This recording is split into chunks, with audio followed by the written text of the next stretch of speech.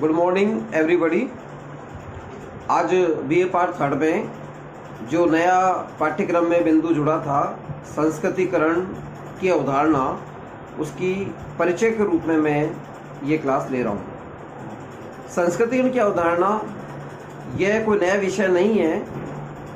हम first year और second year में भी बदले हुए रूप में से पढ़ चुके हैं। Doctor M.N.. श्रीनिवास की सांस्कृतिक रूपांतरण की इस प्रक्रिया को हमने फर्स्ट ईयर में परिचय के रूप में, तुलनात्मक अध्ययन के रूप में और ग्रामीण समाज शास्त्र में एक पूरा चैप्टर हमने संस्कृतिकरण के संदर्भ में पढ़ा है। बीए पार्ट थर्ड में दो बिंदु जोड़े गए हैं, डॉक्टर एम.एन. श्रीनिवास की संस्कृतिकरण की अवधारणा और प्रभु जाति की अवधारणा। प्यारे विद्यार्थियों, संस्कृतिकरण सामान्य शब्दों में सांस्कृतिक रूपांतरण की वह प्रक्रिया है जिसमें एक उच्च परिस्थिति धारक जाति होती है जिसका अनुसरण निम्न जाति या ऐसी जाति जो तुलनात्मक रूप से उससे कमज़ोर है, वो उसकी जीवन शैली को अपनाने के रूप में करती है और एक दो पीढ़ी के बाद उनकी ही संतान होने का दावा करने वाली यह सांस्कृतिक प्रक्रिया है। संस्कृतिकरण के संदर्भ में डॉक्टर एम.एन. श्रीनिवास का योगदान महत्वपूर्ण माना जाता है। Doctor M.N.. श्रीनिवास ने दक्षिण भारत के मैसूर में एक रामपुरा नामक गांव था, वहां पर अध्ययन किया। उस गांव में ब्राह्मण और कुर्ग दो जातियां निवास करती थी। ब्राह्मण की सोपानिक व्यवस्था में उच्च परिस्थिति थी और कुर्ग साफ सफाई का काम करते थे।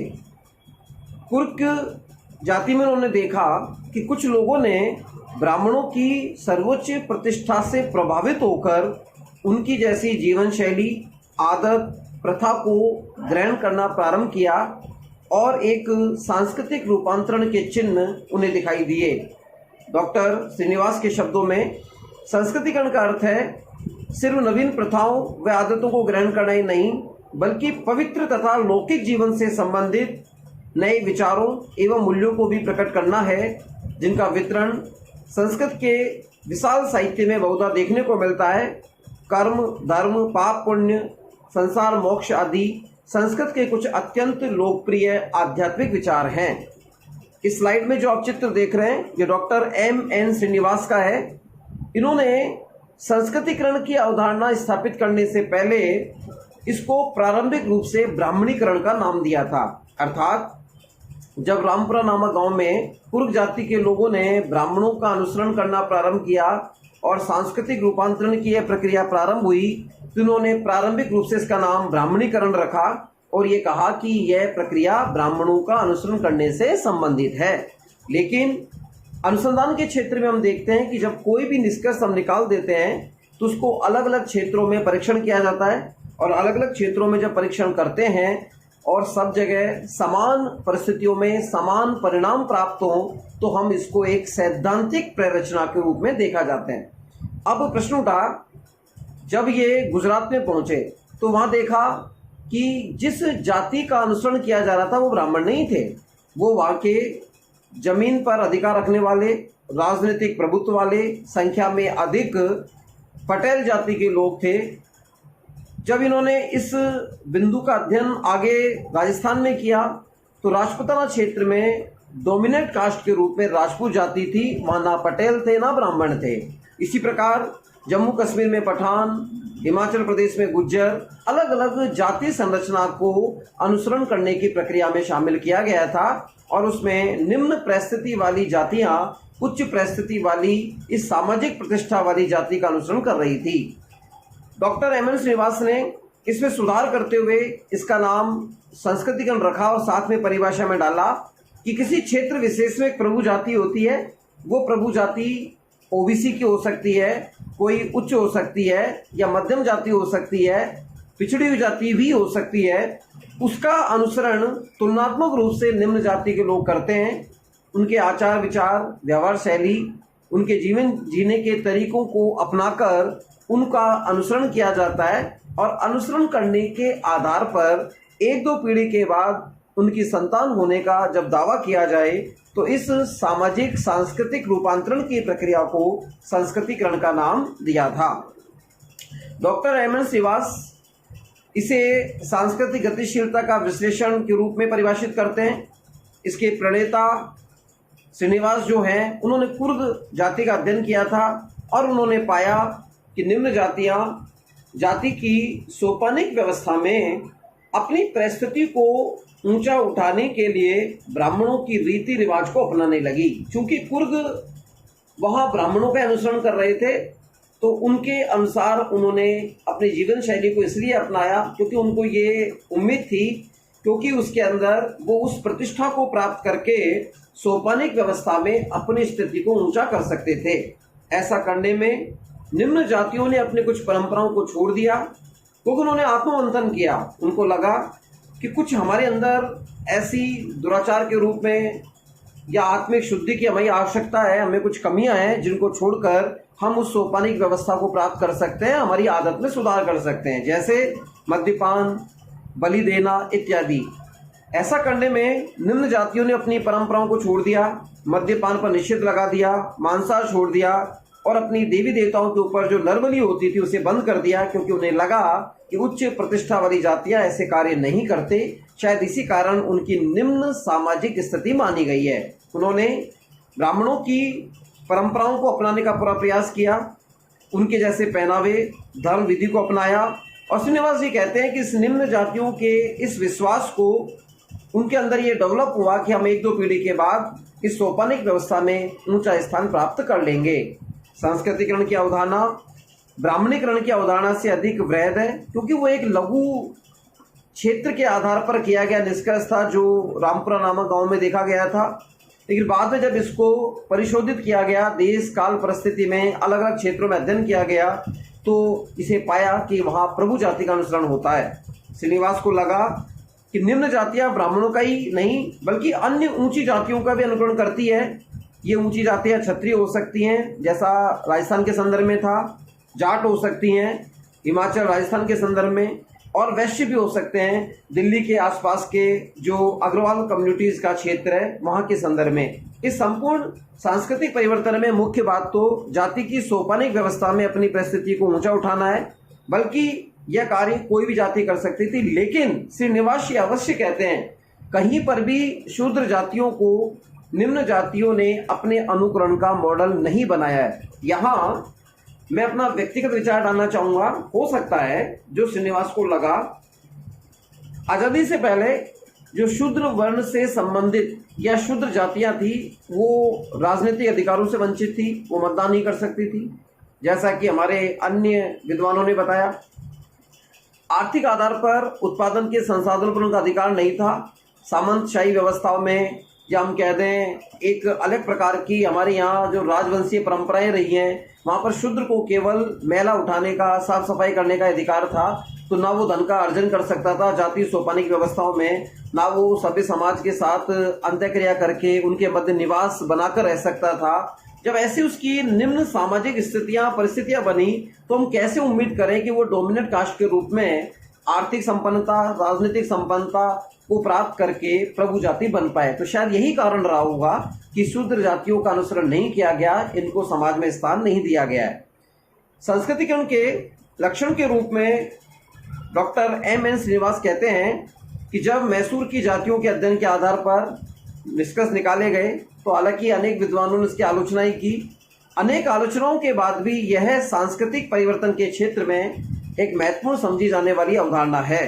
संस्कृतिकरण की अवधारणा सामाजिक सांस्कृतिक गतिशीलता का अध्ययन करती है। इसका मतलब है इसमें न केवल सोपानिक व्यवस्था में सुधार होगा, बल्कि यह एक दूसरी परिप्रेक्ष्य में गतिशीलता का द्योतक है। ये गतिशीलता पहले से हमें जानकारी है कि जब किसी व्यक्ति के पद में बदलाव होता है, उसकी सामाजिक स्थिति में बदलाव होता है, तो एक लंबवत और जिसे हम कह सकते हैं एक क्षैतिज गतिशीलता के रूप पाए जाते हैं।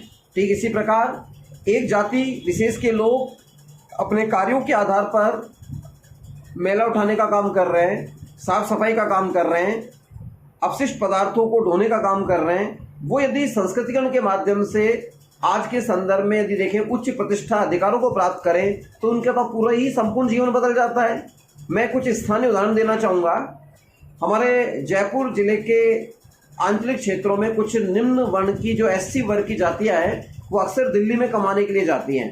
और दिल्ली में वो कपूर, खन्ना, पंजाबी फैमिलियों के संपर्क में आई और उसका प्रभाव ये हुआ कि उन्होंने उनकी जीवन शैली, तीज त्योहार मनाने के तरीके अपनाए, पहनावा उनका कॉपी किया और आज वो अपने गांव में जब लौट के आते हैं तो उन्होंने अपने सरनेम मल्होत्रा, कपूर, खन्ना रखे हैं और उन परंपराओं का वो निर्वहन करके अपने आप को उस डोमिनेट कास्ट के रूप में देखते हैं। अब यहाँ पर उनकी वो अनुसूचित जाति वाली जो स्थिति है वो तो बनी हुई है, लेकिन एक सामाजिक सम्मान की दृष्टि से यदि देखा जाए तो उनको पंजाबी वर्ग का ही सदस्य कुछ लोग मान लेते हैं, जिससे उनको एक काल्पनिक रूप से सम्मान प्राप्त होता है। तो ये उदाहरण कहीं ना कहीं यहाँ संस्कृतिकरण का हो सकता है। ठीक इसी प्रकार ब्राह्मण समाज को कॉपी करते हुए कुछ आंतरिक क्षेत्रों में जांगीड़, जो कि कारपेंटर का काम करते हैं, वो अपने नाम के आगे शर्मा लगाते हैं। तो ये भी एक सांस्कृतिक प्रतीक है जिसमें संस्कृतिकरण चल रहा है कि ब्राह्मण की प्रतिष्ठा को वो अपने ही उस रूप में स्वीकार कर रहे हैं। हालांकि यह एक लंबे चर्चा का बिंदु हो सकता है। हमें इतना समझना होगा कि अपनी सामाजिक सोपानिक व्यवस्था को उच्च बनाने के लिए उनकी उच्च जाति की संतान होने का दावा करने की यह एक रूपांतरण प्रक्रिया है। यह परिवर्तन आंतरिक स्रोतों के द्वारा होता है। जाति की व्यवस्था एक सोपान है। चूंकि यह स्पष्ट है कि बाहरी तौर पर बदलाव नहीं होंगे, आंतरिक रूप से इसमें बदलाव की परंपरा देखी जाती है।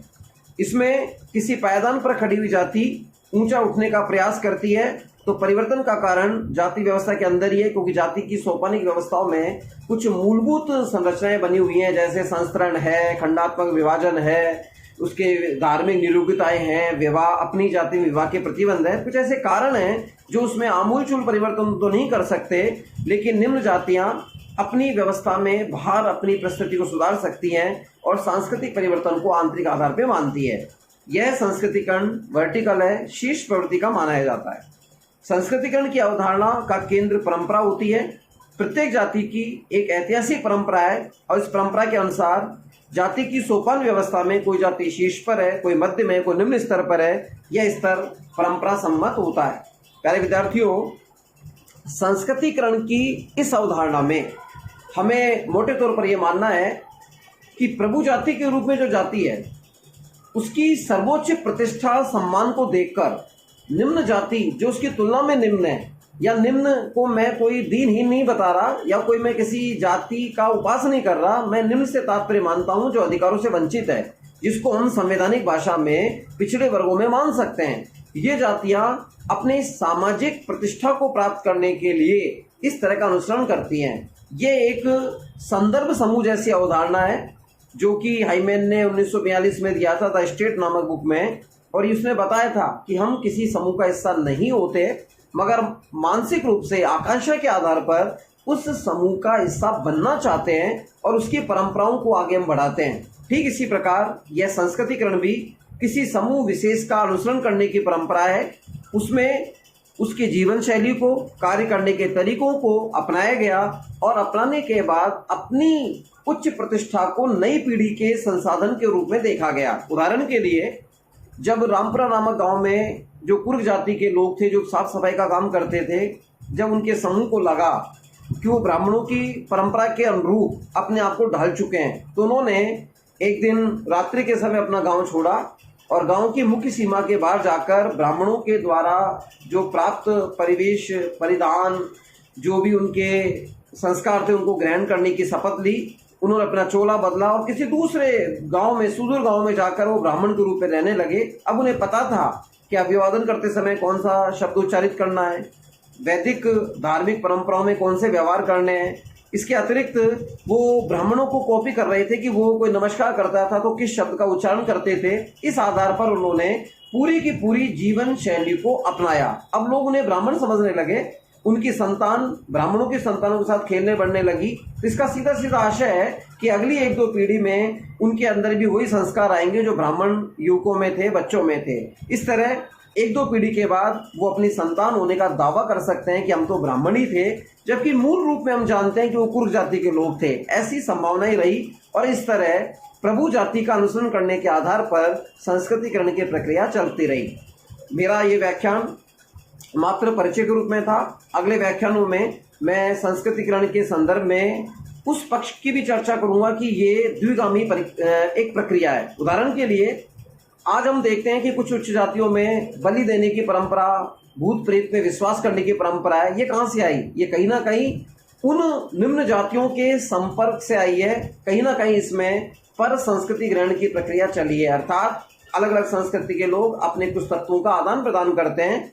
तो जब संस्कृतिकरण चला तो ये नहीं है कि निम्न जाति ने ही उच्च जाति का अनुसरण किया है, बल्कि उच्च जातियों ने, प्रभु जाति ने भी निम्न जाति के सांस्कृतिक प्रतीकों को अपनी जीवन शैली में अपनाया है, जिसे हम निम्न रूप में देख सकते हैं कि वो बलि देने में विश्वास रखने लगे थे कालांतर में, और वो भूत प्रेत आत्मा में विश्वास करने लगे थे। इस आधार पर इसकी सिद्धि होती है। अगली क्लास में मैं इसके संदर्भ में आगे व्याख्या करूंगा। अभी के लिए इतना ही, धन्यवाद।